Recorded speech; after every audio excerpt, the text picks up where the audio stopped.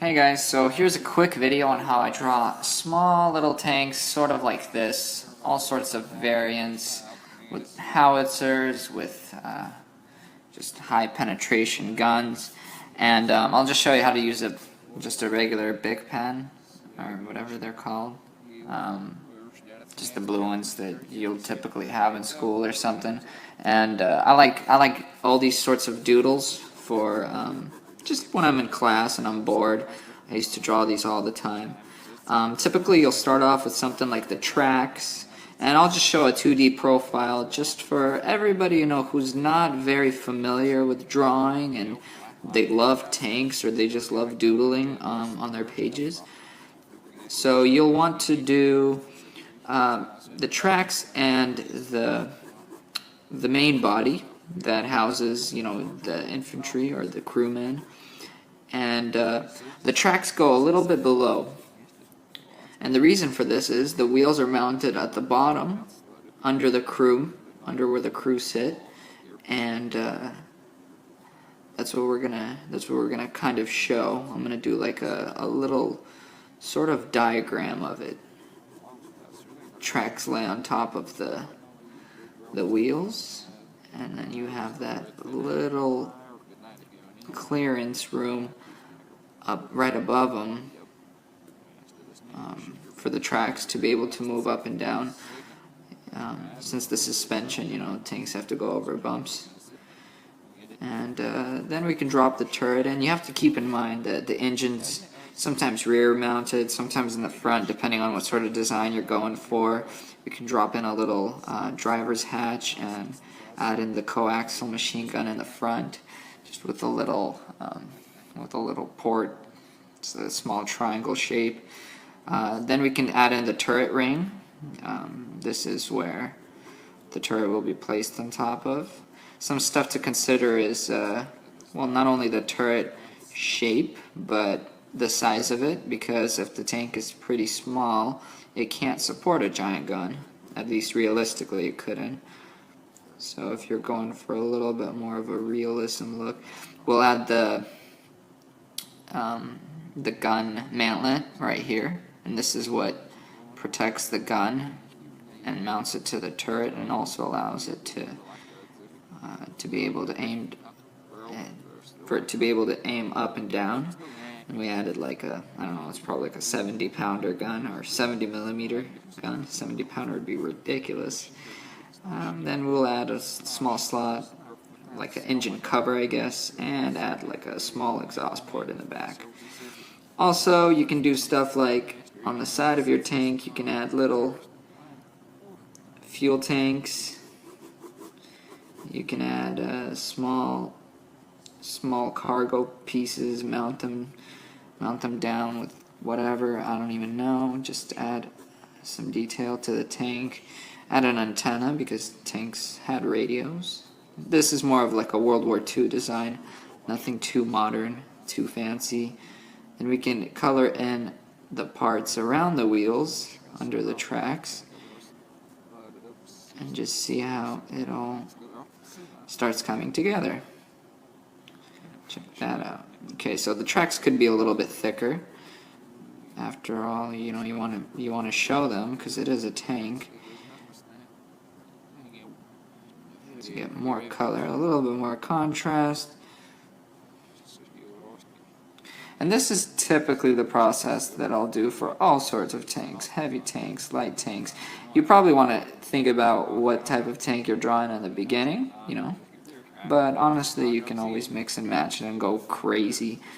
Alright, so let's put like a little star for a Soviet tank, but it's not even a Soviet design. They usually had a little bit more rounded turrets. And cool, that's done. That's one tank completed. Alright, now let's move over and let me show you how to draw like a larger design. When doing a larger design, obviously the wheelbase, because it needs to support heavier weight, would most likely be larger as well. I'll add, this is the rear. We'll go for the front. The front will be more slanted so it can bounce more shots. Let's just do the main body where the crew will be sitting.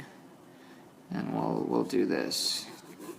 So let's imagine that, alright, the tracks, the top of the clearance for the tracks will start here. So we'll even put the wheels in lower, and we'll separate that with a small metal guard that you typically see on tanks, and it'll end like right there. So the front, the nose will stick out further. Then we'll have a smaller wheel, or they're called drive wheels, I think, above. These generally don't move up and down, so it's fine if they're pretty close to the clearance section. And then we have all the bigger wheels underneath. Try to keep them same size. Honestly, these aren't super crazy serious sketches, so if it's a little off, not a big deal. And then you would think that, like, oh, isn't it kind of wrong to draw the wheel on the line? That's not necessarily true. You've got suspension, and suspension mounts typically will go like under, a little bit under the carriage, or whatever you want to call the main hull. And then they'll be mounted onto that, sort of like a transmission axle thing. And obviously there's a lot of different wheel designs for all sorts of tanks. For example, let's do this one where the tracks are hovering above the wheels and they're being held in place with smaller wheels at the very top, which rotate along with the big wheels. In reverse, I think, to keep the track moving. So this, I don't really know why designs did this, but I guess just for maintenance purposes, it might be easier. And then you can go ahead and color in the clearance part, because it's probably going to be dark since not much light will be hitting that. And we can show the tracks by making them a bit darker. Obviously it doesn't really look like a tank right now. It looks more like a, I don't know, a really weird unit carrier. So we'll want to add the coaxial machine gun. Some tanks don't have coaxial machine guns, but typically they would, since tanks were really good versus they need to protect themselves from infantry, and that's mainly what they were used for in conjunction with infantry. So we'll add another turret ring and another engine mount in the back.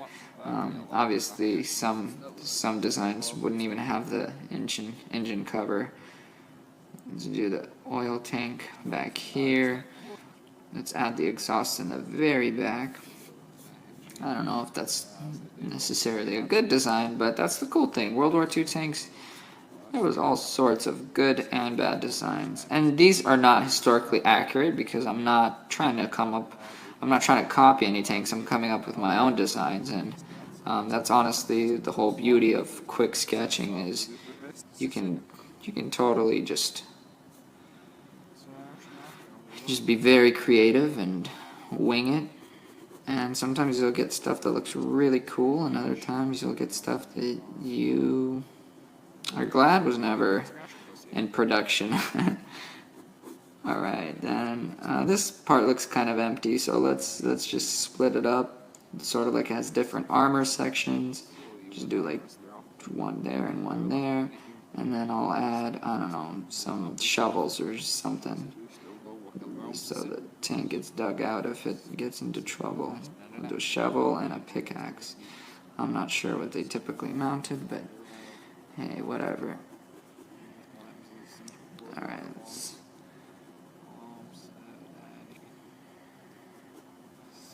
alright, cool.